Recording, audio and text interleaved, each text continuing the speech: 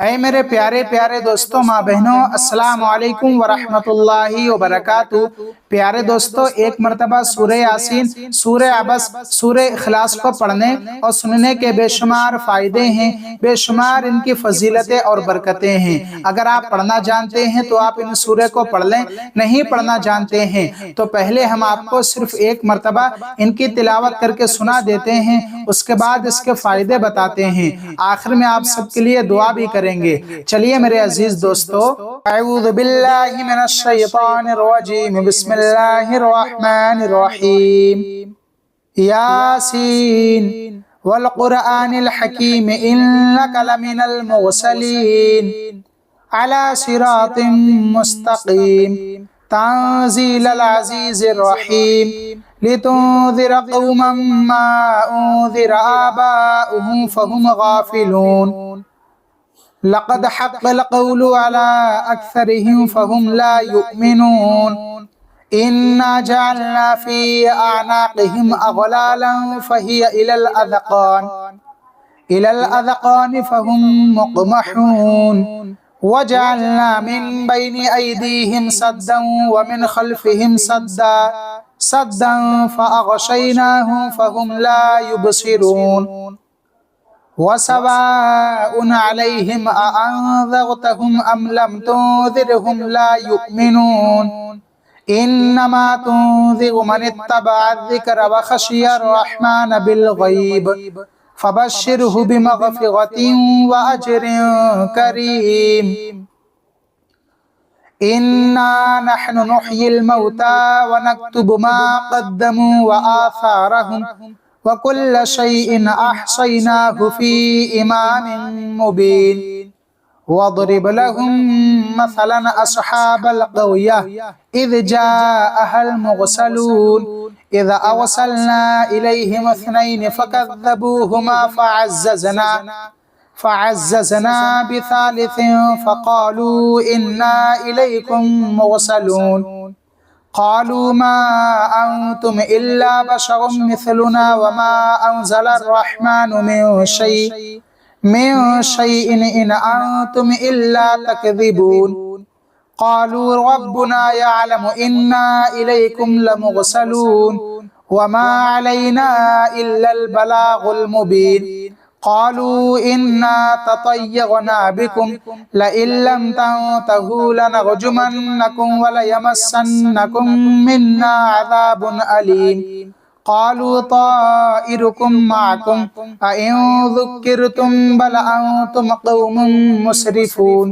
वजाअ मिन अक़सल मदीनति रजुलुन यसअ क़ाल या क़ौमि इत्तबिउल मुरसलीन इत्तबिउ मन ला यसअलुकुम अजरन व हुम मुहतदून, वमा लिय ला अअबुदुल्लज़ी फ़तरनी व इलैहि तुरजऊन, अअत्तखिज़ु मिन दूनिही आलिहतन इन युरिदनिर रहमानु बिदुर्रिन ला तुग़नि अन्नी शफ़ाअतुहुम शैअन व ला युन्क़िज़ून, इन्नी इज़न लफ़ी ज़लालिम मुबीन, इन्नी आमनतु बिरब्बिकुम फ़स्मऊन, क़ील उद्ख़ुलिल जन्नह, क़ाल या लैत क़ौमी यअलमून, बिमा ग़फ़र ली रब्बी व जअलनी मिनल मुकर्रमीन, वमा अंज़लना अला क़ौमिही मिन बअदिही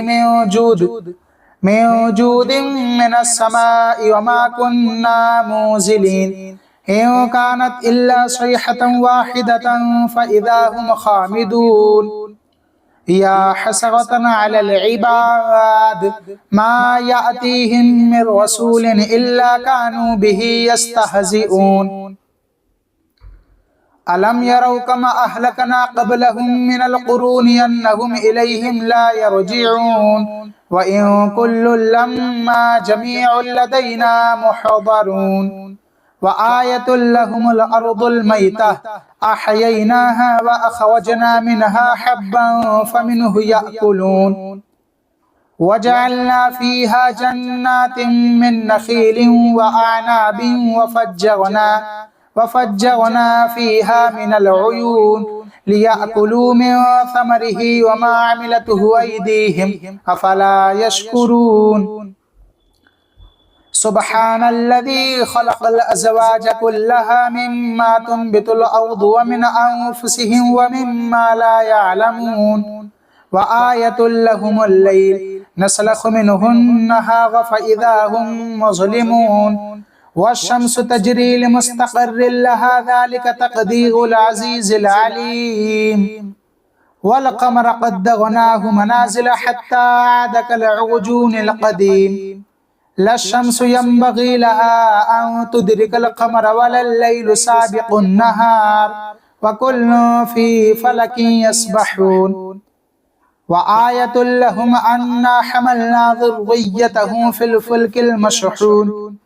وخلقنا لهم من مثله ما يركبون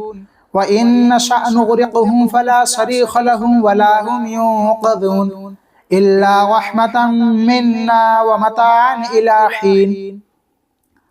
وإذا قيل لهم اتقوا ما بين أيديكم وما خلفكم لعلكم ترحمون وما تأتيهم من آية من آيات ربهم إلا كانوا عنها معرضين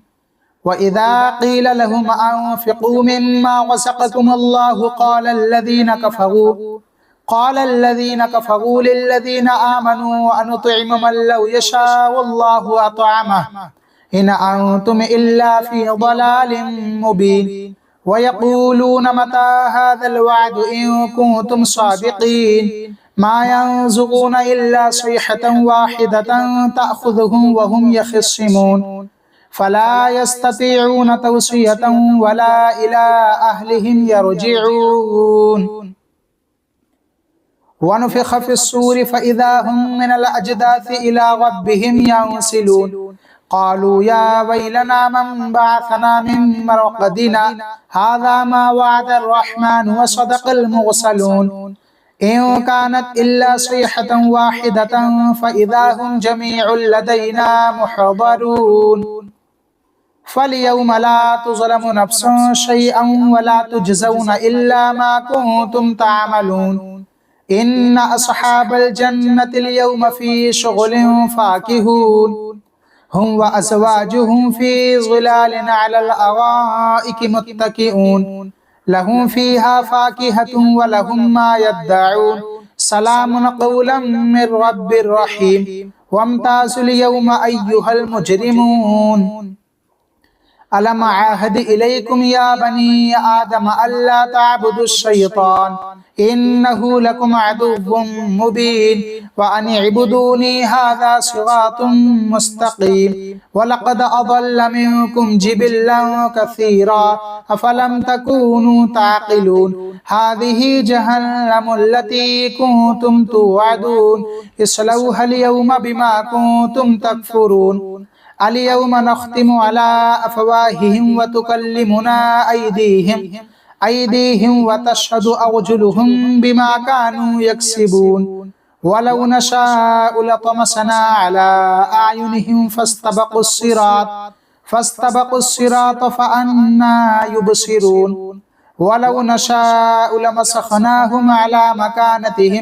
على مكانتهم فما استطاعوا مضيا ولا يرجعون ومن نعمره ننكسه في الخلق أفلا يعقلون وما علمناه الشعر وما ينبغي له إن هو إلا ذكر وقرآن مبين لينذر من كان حيا ويحق القول على الكافرين أولم يروا أنا خلقنا لهم مما عملت أيدينا أنعاما فهم لها مالكون وذللناها لهم فمنها ركوبهم ومنها يأكلون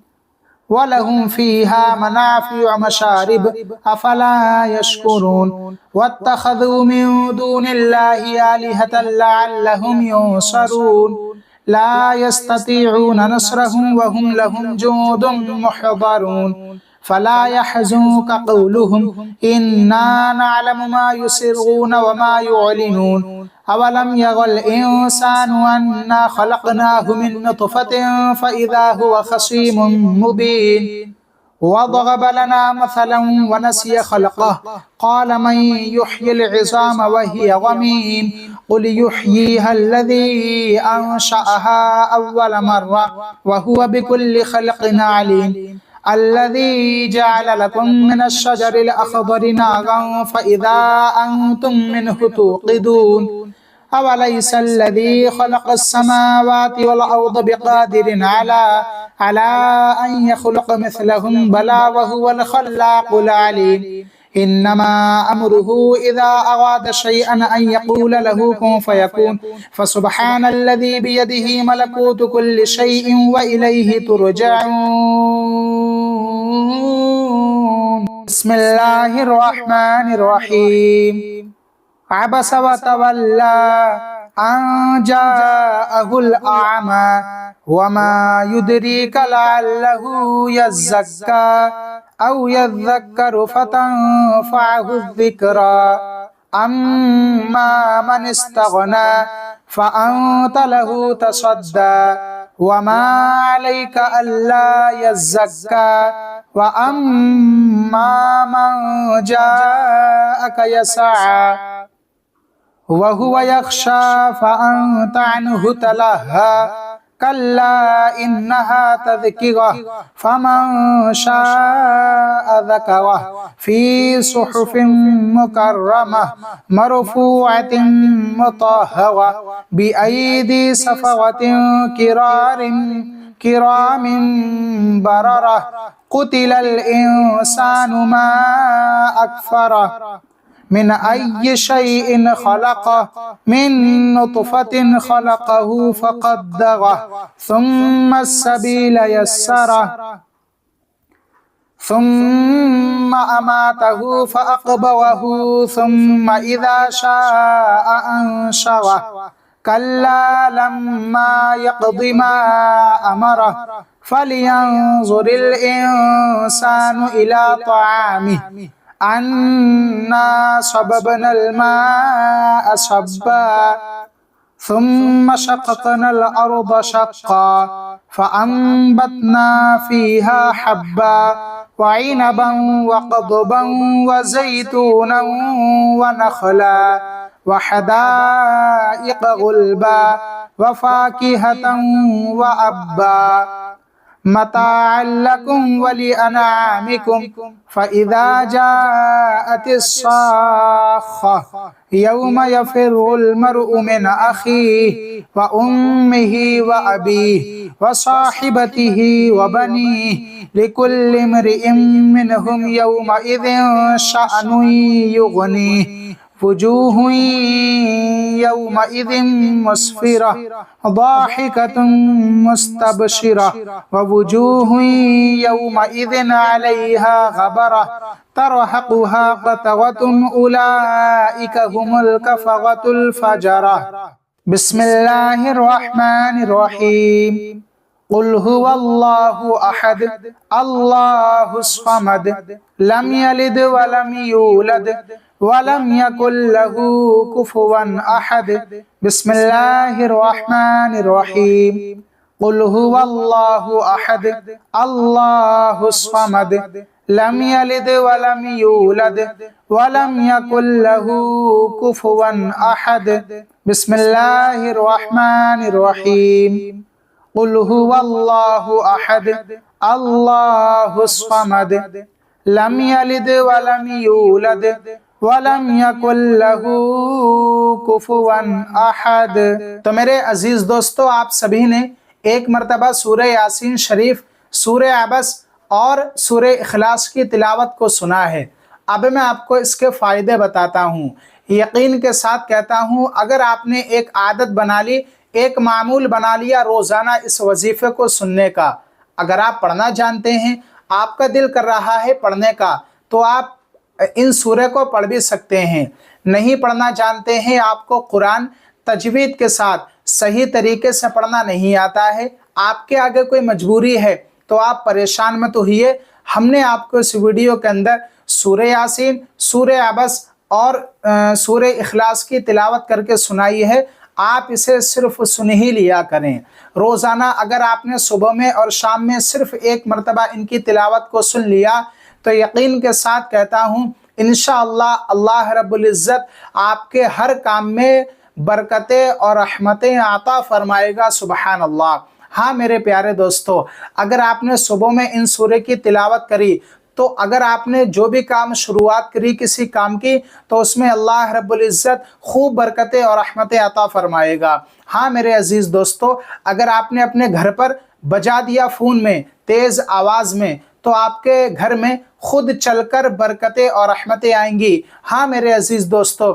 अगर आपके घर में गरीबी है, मोहताजी है, तंगदस्ती है, परेशानियां हैं या फिर हवा बलाएं हैं, ये तमाम तरह की परेशानियां दूर हो जाएंगी। और सूरह यासीन, सूरह अबस, सूरह इखलास सुनने की बरकत से अल्लाह रब्बुल इज़्ज़त आपके घर में बेशुमार बरकतें और रहमतें अता फरमाएगा। हाँ मेरे अजीज़ दोस्तों, अगर आपकी किसी चीज़ की शॉप है, दुकान है, तो आप जब दुकान पर जाएं तो सुबह में अपनी दुकान पर इन सूरे की तिलावत को सुन लें ध्यान के साथ, तो इंशाअल्लाह आप खुद देखेंगे कुछ ही दिनों के अंदर आपकी दुकान में कितनी बरकतें और रहमतें आती हैं। यानी आपकी दुकान अच्छी बेहतर चलने लगेगी, ग्राहकी पहले से ज़्यादा बढ़ जाएगी। कुरान को पढ़ना भी इबादत है, कुरान को सुनना भी इबादत है। अजीज़ दोस्तों, अगर आप ये चाहते हैं कि मेरे हर काम में खूब बरकतें और रहमतें हों तो आप नमाज़ों की पाबंदी करिए, नमाज को ना छोड़ें और पूरा यकीन कामिल रखें, अच्छी और सच्ची नीयत रखें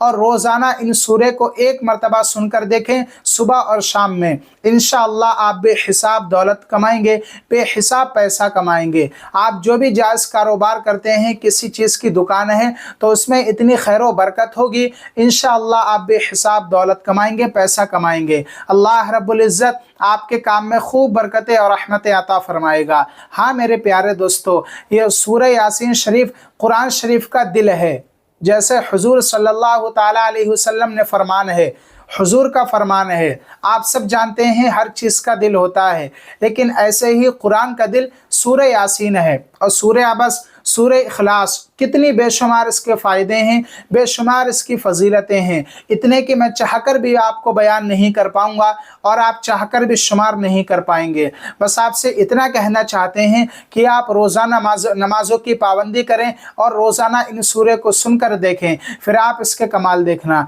चलिए आप सब के लिए अब दुआ करते हैं। आप कमेंट बॉक्स में आमीन ज़रूर लिखना। यकीनन अगर अल्लाह ताला ने हम में से किसी एक के आमीन को कबूल कर लिया तो इंशाअल्लाह हमारी तमाम दुआएं कबूल हो जाएंगी। मौलाए करीम हम सभी ने इस दुआ को सुना है मौला, सूरह यासीन, सूरह अबस, सूरह इखलास की तिलावत को सुना है मौला, इसकी बरकत से हमारी तमाम परेशानियों को दूर अता फरमा। मौला हमारे दुकान में, मकान में, कारोबार में बेशुमार बरकतें और रहमतें अता फरमा। मौला करीम इन सूरह की तिलावत सुनने की बरकत से हमारी जायज़ तमन्नाओं को पूरा अता फरमा। आमीन या रब्बल आलमीन। प्यारे दोस्तों, चलिए मिलते हैं नेक्स्ट वीडियो में। अगर आपको वीडियो पसंद आई हो तो आप वीडियो को एक लाइक करके चैनल को सब्सक्राइब कर सकते हैं। यार बड़ी मेहनत पड़ती है वीडियो बनाने में। चलिए मेरे प्यारे दोस्तों।